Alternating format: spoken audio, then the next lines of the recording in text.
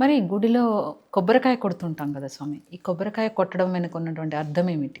కొబ్బరికాయ మనము దేవాలయంలో మనం ఎటువంటి పండు పలహారాలు నైవేద్యాలు ఏవి చేసినా కానీ వాటన్నిటికంటే కూడా ఉత్తమమైన ఫలితం లభించేది నారికేల ఫలం.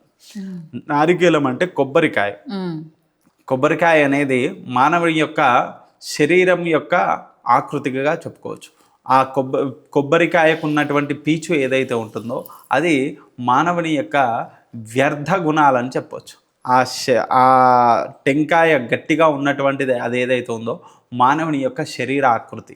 అందులో ఉన్నటువంటి కొబ్బరి తెల్లదనం ఏదైతే ఉందో అది మానవుని యొక్క మనస్సు. అలాగే అందులో ఉన్నటువంటి నీళ్లు ఏవైతే ఉన్నాయో అవి మానవి యొక్క ఆత్మగా చెప్పడం జరుగుతుంది. ఈ విధంగా ఆ స్వామివారికి మనము సమర్పించే సమయంలో మన భక్తి శ్రద్ధ ఇవన్నీ కూడా ఏకాగ్రతమై ఆ స్వామివారికి పూర్ణ ఫలముగా మనకి ఏ పండు ఏ ఫలమైనా కానీ సరే వాటికి ఏదో ఒక రకమైనది ఉంటుంది. ఇందులో నారికేలం లోపల ఏముందో మనకు తెలియదు. అందుకనే ఆ నారికేలానికి కూడా మనం కొబ్బరికాయ కొట్టేటప్పుడు కూడా అక్కడ మనకు 3 సుడులు కనిపిస్తాయి. అవి కనిపించే విధంగా ఆ కొబ్బరికాయ పీచును అనేది తీసి మామూలుగా కొద్దిగా ఉంచి కొబ్బరికాయ కొట్టి ఆ స్వామివారికి నైవేద్యం పెట్టాలని చెప్తారు.